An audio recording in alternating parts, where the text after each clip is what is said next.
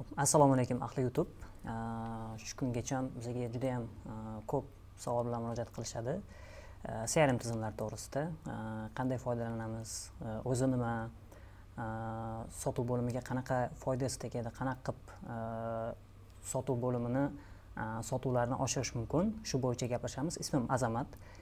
3 yildan beri mana shu biznesni tizimlashtirish, sotuv bo'limini tizimlashtirish, IP telefoniya va shunga o'xshash platformani qo'yish bilan shug'ullanaman va hozir mana shu aynan CRM tizimlari orqali qanaqa qilib sotuvni oshirish mumkinligi to'g'risida shu tajribadan kelib chiqqan ma'lumotlarni ulashishga harakat qilaman.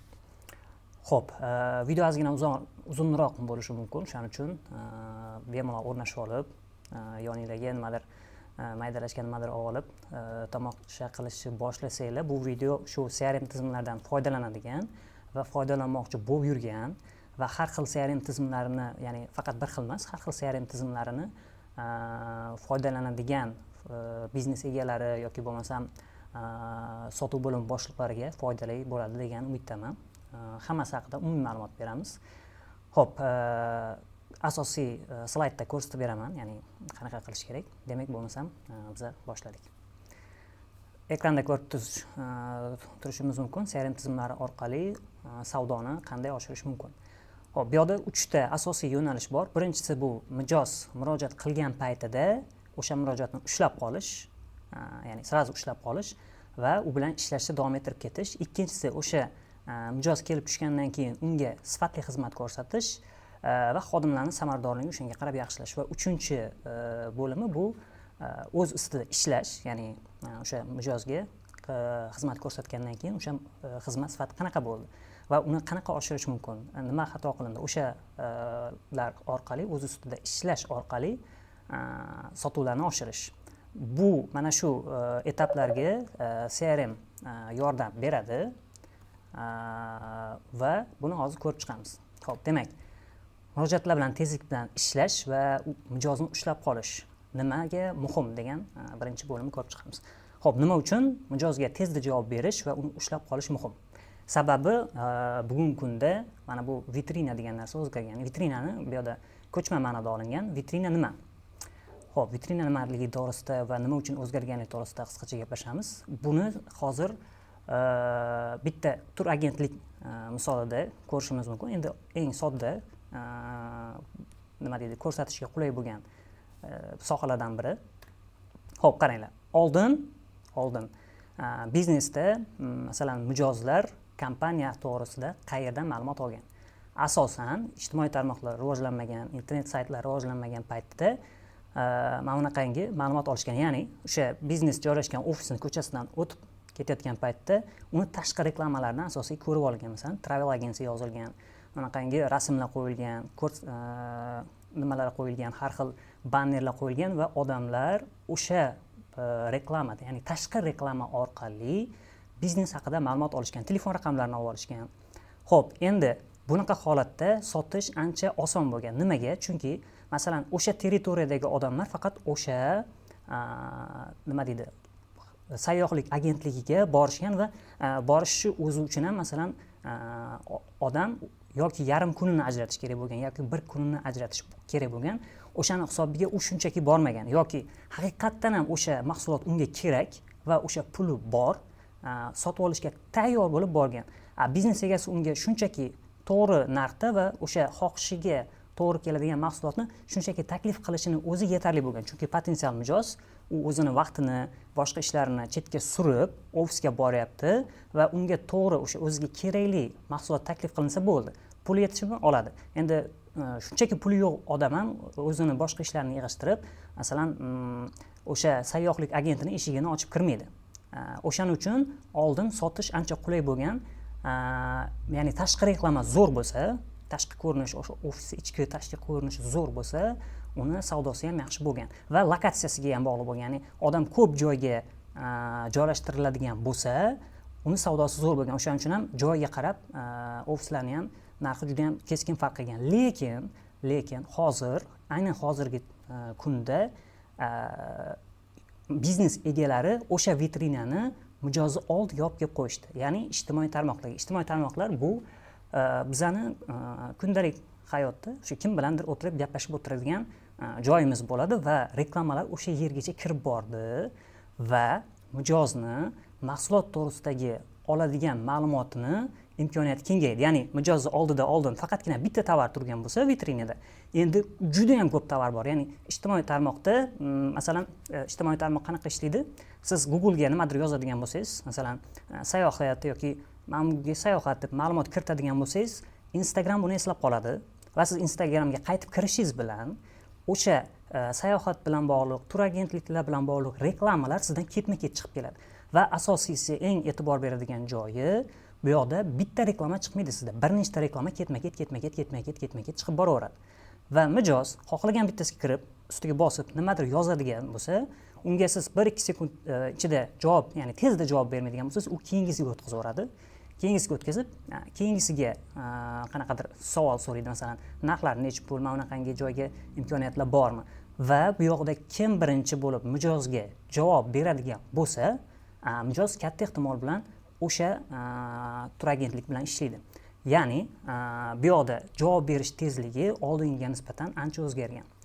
O'shani hisobiga mana bu mijoz murojaatlar bilan tezlik bilan ishlash va mijozni ushlab qolish oldingi kunlarga nisbatan hozirgi davrda ancha muhim. Ya'ni marketingda shunaqa narsa borki, sizning qaysidir qilgan ishingiz, ya'ni u umumiy ishingizni 20% ni tashkil qilishi mumkin, lekin natijani 80% ni kafolatlaydi. Aynan mana shu narsa shunga to'g'ri keladi. Ya'ni siz birinchi bo'lib javob berish, bu sizga masalan arzimagan ish tuyulishi mumkin. Ya'ni prosta shunchaki tezlik bilan javob berish, tezlik bilan o'sha mijoz bilan ishlash, bu unchalik sizni faoliyatingizni uncha katta qismini tashkil qilmaydi. Chunki nari yoqda ham boshqa ishlar bor, reklama bor, boshqa narsa, xarajatlar bor. Lekin o'sha tezlik bilan javob berilmaydigan bo'lsa, katta ehtimol bilan klient boshqa kompaniyaga murojaat qiladi va undan javob olib, u bilan ishlab ketadi. Ya'ni siz bitta mijozni mana shu vaqtida javob bermaganingiz orqasidan yo'qotasiz. Xo'p, endi buni CRM tizimlariga qanday aloqasi bor? CRM tizimlari bunga qanday yechim beradi degan narsani ko'rib chiqamiz. Xo'p, bu CRM tizimlaridan biri bo'lgan Amo va uni interfeysi. Endi deyarli barcha CRM tizimlarida ijtimoiy tarmoq bilan ulanadi. Shulardan bittasini ko'rib chiqamiz mana. Ekranda o'sha mijoz Instagramdan yozyapti va bu yoqda operator CRM ni ichida o'tirib mijoz bilan gaplashyapti. Ya'ni operator mijoz bilan gaplash, ya'ni Instagram orqali gaplash uchun Instagram unda bo'lishi shart emas. Masalan, tasavvur qiling, sizga Instagramdan juda ham katta murojaatlar bo'ladi. Kuniga 100 lab, 200 ta, 300 ta lab murojaat bo'lib ketadi. Uni bitta odam u bilan ishlashga imkoniyati yetmaydi. Lekin sizda masalan 10 ta operator bo'ladigan bo'lsa, 10 ta operatorni CRM ga biriktirib qo'yadigan bo'lsangiz, CRM o'sha murojaatlarni 10 ta operatorga teng taqsimlab beradi. Bunaqa holatda bo'lsa, o'sha tushgan murojaatlar bilan sifatli va tezda ishlash imkoniyati sizda paydo bo'ladi. Aynan mana shu yechimi orqali CRM tizimlari sotuvni yana ham ko'proq qilishingizga yordam beradi. Ya'ni konkurentlaringizga nisbatan siz birinchi javob berasiz, mijozni ushlab qolasiz, unga kerakli o'sha talabidagi mahsulotni taklif qilasiz chegirmalari bilan va katta ehtimol bilan bu mijoz siz bilan ishlaydi. Va CRM tizimlari mana shu joyda yordam beradi. Xo'p, undan keyingi masalamiz mana bu joyda grafikda ko'rishingiz mumkin. Bu среднее время ответа, ya'ni javob berishning o'rtacha qiymati, ya'ni necha sekundda o'rtacha mijozlar sizdan javob olyapti. Xo'p, mana ikkita ko'rsatkich bor, 5 sekund va 2 sekund. 5 sekund bu mana shu soat obeddagi o'rtacha vaqt, ya'ni o'rtacha holatda 5 sekund ichida mijozlar sizdan javob olyapti degan. Bunaqa ko'rsatkichni har bitta CRMda bu narsani topsangiz bo'ladi, qarab tursangiz bo'ladi. Ya'ni o'rtacha mijozlar necha minutda yoki necha sekundda javob olyapti. Agar bu narsa masalan oshib ketaveradigan bo'lsa, demak katta ehtimol bilan siz ko'p mijozlarni yo'qotasiz. Agar siz tezlik bilan javob beradigan bo'lsangiz, demak katta ehtimol bilan ko'p mijozlar siz bilan ishlaydi, sizni mahsulotlaringiz haqida ma'lumot oladi, narx-navolari bilan to'liq tushunadi, o'ziga nima kerak bo'ladigan bo'lsa, hammasini bilib oladi va siz bilan ishlab ketadi. Xo'p, endi keyingi masalamiz bizada sifatli xizmat ko'rsatish va xodimlarning samaradorligini yaxshilash. Xo'p, endi CRM bu bo'yicha qanaqa imkoniyatlar, yechimlar berishi mumkin? Sifatli xizmat ko'rsatish deganda birinchi navbatda operatorlarning muomalasi, xo'p, undan keyin sotuv bo'yicha, sotuv texnikasi bo'yicha, xo'p, bilimlari. O'sha klassik 5 ta etaplari bo'yicha ma'lumot berilyaptimi? Vaqtida telefon qilinyaptimi? Kuniga nechta odam bilan gaplashilyapti? Qanaqa gaplashilyapti? Mana shularning hammasini bitta joyga yig'adigan bo'lsak, CRM dan buni ko'rib tursak bo'ladi. Mana bu chap tarafdagi rasmda chiqish qo'ng'irog'i ko'rsatilgan, ya'ni qachon chiqish qilingan, kim qilgan buni, necha minut gaplashilgan va mana bu joyda eshitish imkoniyati ham bor. Ya'ni siz agarda qaysidir mijoz sizdan mahsulotni sotib olmaydigan bo'lsa, siz uni kartochkasini ko'rib chiqishingiz mumkin. Ya'ni nimaga sotib olmadi, operator bilan qanaqa gaplashdi, narxni qanaqa aytdi, qanaqa tushuntirib berdi mahsulotimizni, mijozni talabini birinchi o'rgandimi, talabga qarab to'g'ri mahsulot tanlab berdimi, hammasini siz eshitib, o'rganib chiqishingiz mumkin. Undan tashqari mana bu joyda bajarilgan ishlar, qancha mijoz bilan ishladi, o'shalarni ko'rib turishingiz mumkin va operatorlaringizni xatolarini to'g'rilab borishingiz mumkin. Masalan, deylik, operatoringiz yoki sotuv menejeringiz o'sha sotuvni 5 ta etapini bilmasligi mumkin. Mijozni birinchi talabini o'rganib, unga to'g'ri keladigan taklifni berishni bilmasligi mumkin. Buni siz faqat CRM da mana bu joyda eshitib ko'ribgina bila olasiz. O'tirgan joyingizda boshqasiga iloji yo'q. Ana undan keyin siz nima qilasiz? Demak, men sotuv menejerini bilim darajasini oshirish kerak ekan, chunki bu yoqda u gaplasha olmayapti mijoz bilan, ya'ni uni talabini o'rganib, unga to'g'ri keladigan yechim bermayapti, shunchaki narxni aytyapti, bo'ldi, tamom. Olsa oldi, olmasa yo'q, yopib tashlayapti. Demak, siz marketingga pul ajratish shart emas, reklamani o'zgartirish shart emas, yoki boshqa narsa qilishingiz shart emas. Siz aynan operatorni bilim darajasini oshirishingiz kerak yoki sotuv menejeringizni bilim darajasini oshirishingiz kerak. Bo'ldi. Demak, siz sotuvni oshirish uchun nima qilish kerak degan savolingizga javobni o'sha olib bo'ldingiz. Mana bu joyda. Xo'p, undan keyingisi samaradorlikni oshirishda sotuv normalari. Bu qanday yordam beradi? Masalan, siz har bitta menejeringizga qanaqadir sotuv normasi qo'yishingiz mumkin. Oylik, kvartallik, yillik bo'lishi mumkin bu narsa. Yana bitta narsa, bu qo'shimcha motivatsiya bo'ladi operator yoki menejer uchun va ko'rib turadi. Demak, men mana bu normani bajarishim kerak ekan, nechidir foizini bajardim, o'tgan safardagisidan ko'proq bajaryapman, bu safar yaxshiroq ishlayapman, zo'r. Yoki qizarib yotdi, o'tgan oyda zo'r ishladim, bu oy nimagadir bo'lmayapti, demak harakat qilishim kerak. Mana shu narsani rabochiy stolda chiqib turadigan bo'lsa, bu ham sotuvni oshirishga, xodimlarning samaradorligini oshirishga yordam beradigan CRM tizimlarini yana bitta yordamchisi hisoblanadi. Xo'p, undan keyingisi o'z ustida ishlash, kamchiliklarni aniqlash va ularni tuzatish. Bu joyi sal murakkabroq, ko'proq e'tibor talab qilinadi. O'shaning uchun buni ham 3 taga bo'lib tushuntirib beraman. Hop, sotib olmagan mijozlarga e'tibor qaratish. Ya'ni shunaqa narsa borki, agar siz sotuvni oshirmoqchi bo'lsangiz, asosiy e'tiborni sotib olgan mijozlarga emas, sotib olmagan mijozlarga qaratishingiz kerak bo'ladi. Ya'ni o'sha narsani sizga tushuntirib beraman. Tasavvur qiling, sizdan umumiy nima qilaylik? Qaraylik, umumiy qaraydigan bo'lsak, tasavvur qilamiz, 3% mijoz sotib olyapti, 97% sotib olmayapti. Va sizda asosiy savol nega sotib olmadi bo'lishi kerak. Ya'ni 97% odam nimaga sotib olmadi? 3% sotib oldi, zo'r emas. 97% odam nimaga mendan sotib olmadi? Javob esa CRM tizimining ichida bo'ladi. Agar siz uni to'g'ri to'ldirsangiz, to'g'ri yuritsangiz, hammasini CRM sizga aytib beradi. Ya'ni siz masalan biznes treningga boradigan bo'lsangiz, u yoqda biznes haqida umumiy tushuncha beriladi. Ya'ni treningda har xil biznesdan o'tirishadi odamlar. Masalan, har xil sohalardan va u yoqda ma'lumot umumiy beriladi. CRM esa sizga aynan sizni biznesingizdagi kamchiliklarni, sizni biznesingizdagi muammolarni ko'rsatib beradi. Faqat uning uchun uni to'g'ri to'ldirish kerak. Xo'p, endi hozir bu narsani ko'rib chiqamiz. Xo'p, qaranglar mana. Rad etilgan sabablarni ko'rib chiqish. Bu sizga yordam beradi, nimaga mendan sotib olmayapti degan savolga javob topishingizga. Xo'p, qaysidir muddatda mana qarang 19346 ta nima? Xo'p, сделка yopilgan. Yopilgan degani yoki sotuv bo'ldi yoki sotuv bo'lmadi degan etapga olib o'tilgan. Xo'p, shundan rad etish sababi ko'tarmaganlar 6673 ta. Xo'p, limit oz. Endi bu qaysidir kompaniya, buni aytmayman kimligini. Faqat fokusni mana bu joyga qaratamiz. Xo'p, limit ozligi 3463 ta. Yosh to'lmagan 3316 ta. Qora ro'yxatda 2537 ta. Plastik va ish haqqi yo'qligi 1458 ta. Ish haqqi yo'qligi 942 ta.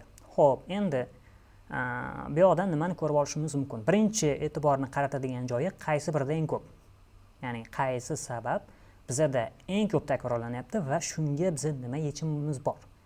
Birinchi sabab ko'tarmada eng ko'pi 6673 ta. Xo'p, endi tasavvur qiling. Asosiy katta qismi ko'tarmayapti. Demak, buni kamaytirish imkoniyati bormi? Bor. Qanday kamaytiramiz? Telefon qilgan paytimizda ko'tarmasa SMS yozib ko'ramiz, Instagramdan yozib ko'ramiz. Bir marta emas, 2-3 marta kuniga va 3 kun ketma-ket telefon qilib ko'ramiz.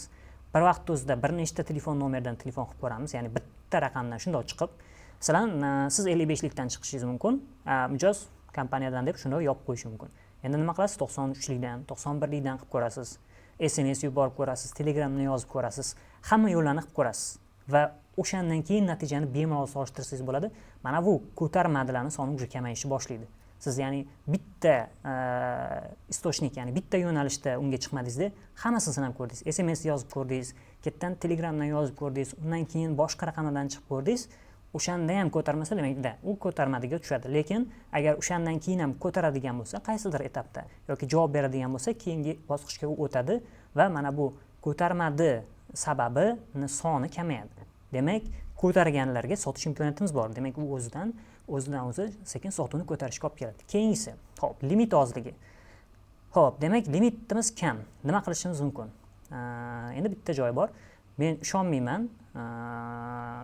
Chunki mana bunaqangi holat bo'lmasligiga masalan qarang. Siz masalan telefon sotyapsiz, telefoningiz 4 million, lekin mijozda 3 million limiti bor. Demak, limit kam deb yopsak bo'ladi. Lekin ikkinchi imkoniyatimiz bor. 1 million predoplata qilib, qolganini limitdan yopish mumkin. Demak, siz limit ozlarga ham mana shunaqangi taklif bilan chiqadigan bo'lsangiz, ya'ni bir qismini predoplata qiladi-da, qolganini limitdan yopadi. O'shanda, demak, qaysidir mana shu 3463 ta mijozdan qaysidir bittasida shunaqangi holat bo'lmasligiga ishonish qiyin. Demak, uning ichidan ham biz sotuvni chiqarishimiz mumkin. Demak, buni ham sonini kamaytirsa bo'ladi va shu orqali sotuvni oshirsa bo'ladi. Xo'p, yosh to'lmaganligi sifatida agar 3316 ta odam отказ bo'lgan bo'lsa, shu yerdan. Endi bunga qanaqa yechim berish mumkin? Masalan, agar o'zini yoshi to'lmasa, ota-onasi nomiga olsin. Buni so'rab ko'rish kerak. Chunki men ham vaqtida tog'amning nomiga telefon olganman. O'zimni limitim yetmagani uchun, yoshim to'lmagani uchun. Lekin bu yosh to'lmagan yoki limiti kamligi bu sizga oyma-oy kreditni to'la olmaydi degani emas. Demak, mana shuni ichidan ham harakat qilib mijoz olib chiqish mumkin.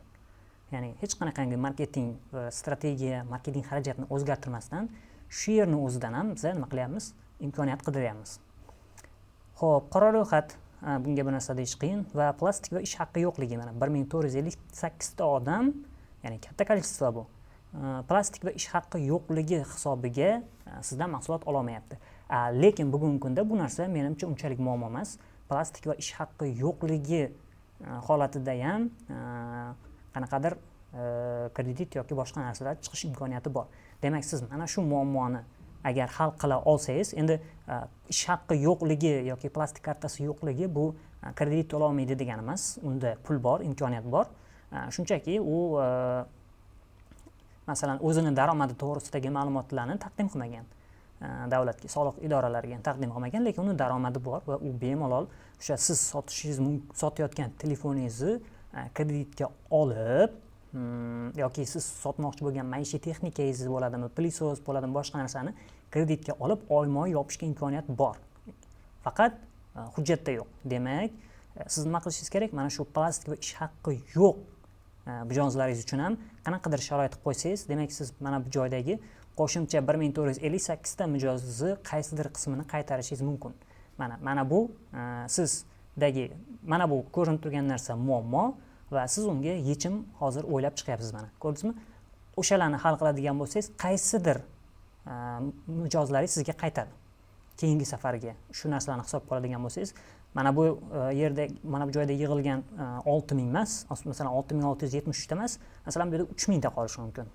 Qolganini ko'tarishi mumkin va o'sha ko'targanlardan siz sotuv qilishingiz mumkin.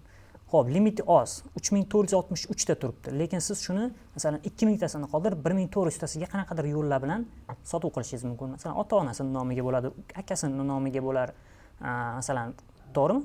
Va siz yana sotuvni oshiryapsiz shu joyning o'zida. Xo'p, endi mana bu plastik ish haqqi yo'qligi, siz shunga ham qanaqadir yechim topsangiz, demak bu yoqda 1458 ta emas, uje 700-800 ta qolishi mumkin. Qolganiga qanaqadir yo'l bilan siz endi har bitta sohani baribir o'zi biznes egasi yaxshi tushunadi buni qanaqa qilish mumkinligini va shu joydan ham siz sotuvlaringizni shunga qarab yana ham oshirishingiz mumkin. Bu rad etish sabablarini ko'rib chiqish va unga yechim topish orqali sotuvni oshirish ga qaratilgan namzada. Endi bu o'zingiz sohangizda ham mana shunaqangi analitika qilishingiz mumkin. Ya'ni mana shunaqangi rad qilish sababi bor ekan, buni men qanday to'g'rilay olaman? Nima imkoniyatlarim bor? Mana shu narsani to'g'rilasam. Ya'ni men shu narsani to'g'rilasam 6000 ga yaqin mijozni qaytarishim mumkin. Yoki men bu limit masalasini to'g'rilasam 3000 ga yaqin mijozimni qaytarishim mumkin. Bitta nimanidir o'zgartirish orqali, ya'ni bitta qarorni o'zgartirish orqali yoki qanaqadir qo'shimcha shartnoma qilish orqali siz mana shu mijozlarni qaytarishingiz mumkin. Bu marketing va reklamaga ko'proq pul sarflagandan ko'ra samarasi yaxshiroq bo'lishi mumkin sizga. Ya'ni reklamaga ko'p pul tikishdan ko'ra mana buni shunchaki to'g'rilab qo'yish sizga ko'proq sotib olib kelish mumkin. O'shaning uchun mana bu statistika muhim hisoblanadi va buni ustida ishlash kerak bo'ladi. Xo'p, keyingi masala bu voronka. Ya'ni voronkani analiz qilib biz nimalarni bilib olishimiz mumkin, u bilan qanday ishlashimiz mumkin, qanaqa qilib voronkani analiz qilish orqali sotuvni ko'paytirishimiz mumkin. Xo'p, ketdi. A kompaniya, B kompaniya. Bu yoqda ikkita kompaniya berilgan. Ularning sotuvini, foizini, konversiyasini ko'rsak bo'ladi. Bu yoqda bu yerda masalan sotuvni summasi yoki оборотni, ya'ni aylanmani summasi haqida gap ketmayapti, faqatgina gap ketyapti bu yoqda konversiya bo'yicha. Masalan, A kompaniyani aylanma puli B kompaniyani aylanma pulidan ko'p bo'lishi mumkin. A kompaniyaning sotuvi B kompaniyaning sotuvidan ko'p bo'lishi mumkin, faqat konversiya kam bo'lishi mumkin.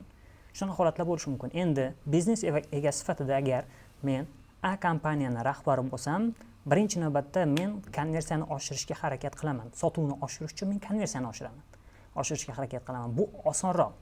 Agar men B kompaniyaning rahbari bo'lsam, konversiya menda yaxshi, 29%, men konversiyani oshirishga emas, marketingga, reklamaga pul sarf xarajatini oshirishga harakat qilaman. Ya'ni bu yoqda A kompaniyada biz konversiyani ko'tarishimiz kerak. Reklamaga hali biz pul tikishga yetib kelmadik. Pastagida biz reklamaga pul tikishimiz kerak. Chunki konversiya yaxshi bizada. Xo'p, endi bu ham lekin baribir nisbiy, chunki siz 1% konversiya bilan ham zo'r natija qilishingiz mumkin, 29% bilan ham yaxshi natija qilmasligingiz mumkin. Lekin umumiy hisobda biz baribir A kompaniyani oladigan bo'lsak, konversiyani oshirishga harakat qilishimiz kerak. Xo'p, buni qanday oshiramiz degan savol bor. Xo'p, demak, biz mana bu joydan qaraymiz. Eng ko'p yo'qotish qayerda? Demak, birinchi etapdan ikkinchi etapga o'tgan paytda biz ko'p yo'qotyapmiz mijoz. Ikkinchi etapdan uchinchi etapga o'tgan paytda ham yaxshigina mijoz yo'qotyapmiz. Demak, e'tiborni mana bu joyga qaratamiz. Bu yoqda esa uncha emas, qarang mana. Birinchi etapdan ikkinchi etapga o'tgan paytda bor yo'q 3% mijoz yo'qolyapti. Bu juda ham zo'r. Va ikkinchi etapdan uchinchi etapga o'tgan paytda o'rtacha 15% yo'qolyapti. Bu ham yomon natija emas. Qolganlarda unchalik katta yo'qotish yo'q, faqat sal pastroqda mana bu. Nechinchi 44% dan 30% ga tushgan, ozgina ko'proq tushgan. Demak, mana bu joy bilan ham ishlashimiz kerak B kompaniyada va mana bu joydan ham ishlashimiz kerak B kompaniyada. A kompaniyada mana bu joy bilan ishlashimiz kerak, bu joy bilan ishlashimiz kerak. Xo'p, buni qanday ishlaymiz qarang. 100% lead yoki murojaat bizga kelib tushyapti. 19472 ta va o'shandan 67% qabul qilinyapti. Bu degani 33%, to'g'ri hisobladim menimcha. 33% mijozni biz birinchi etapni o'zida yo'qotyapmiz. Mana bu joyning o'zida 33%. Bu juda ham katta kolичество, ya'ni e'tibor qaratish kerak bo'lgan kolичество va biz CRMdan bu narsani qidirishimiz kerak.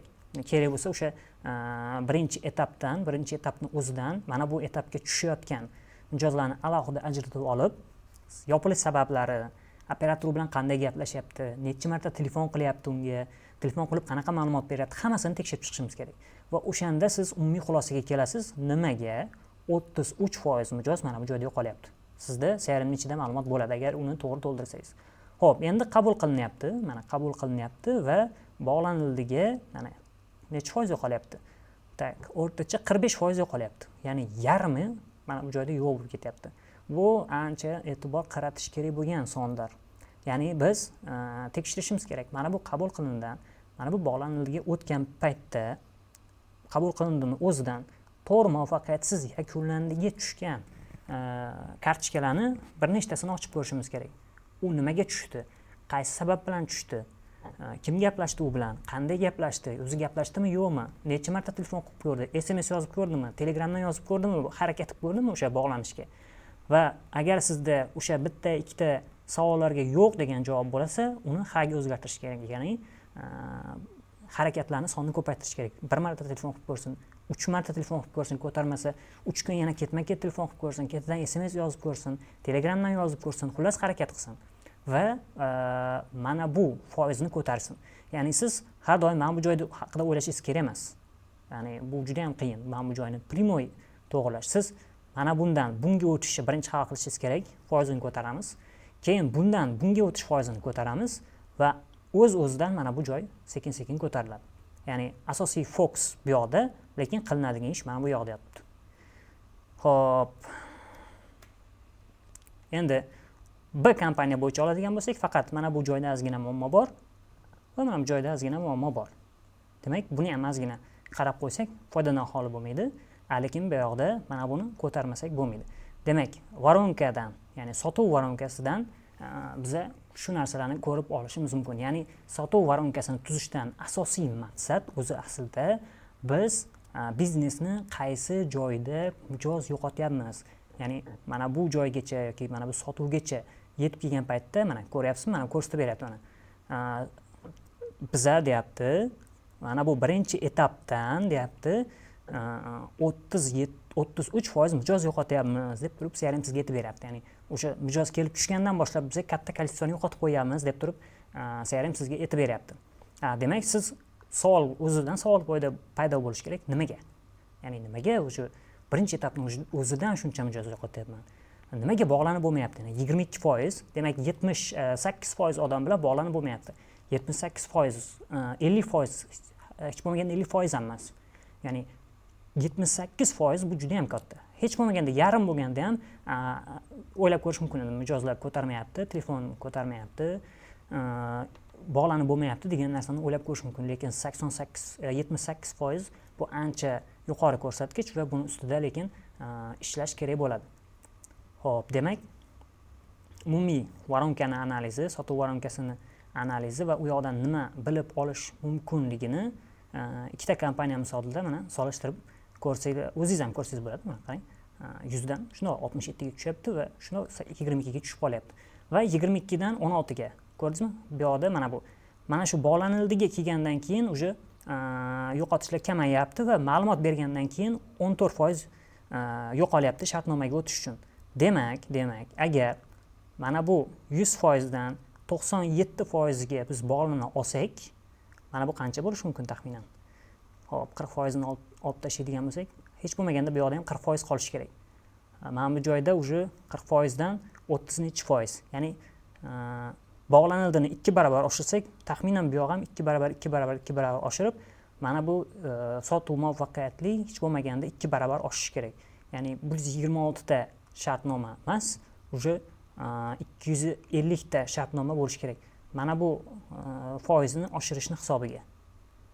Tushunarli-a? Demak, qanday qilib sotuv voronkasi analiz qilinadi, qanday qilib sotuv voronkasi orqali biznes egasi yoki uni boshqargan odam nima qilish kerakligini tushunib oladi. Bitta sotuv voronkasini analiz qilish orqali siz shuncha ma'lumot olishingiz mumkin agar CRM tizimlari to'g'ri nomlangan, to'g'ri nastroyga qilingan, ya'ni to'g'ri sozlangan bo'lsa, siz buni olishingiz mumkin. Endi mana bu joyga e'tibor bering. Ko'pchilik bizani masalan CRM tizimlaridan foydalanayotganlar kuzatishi mumkin va agar siz AMO CRM tizimidan foydalanadigan bo'lsangiz, o'zingizni sotuv voronkangizni ochib ko'ring.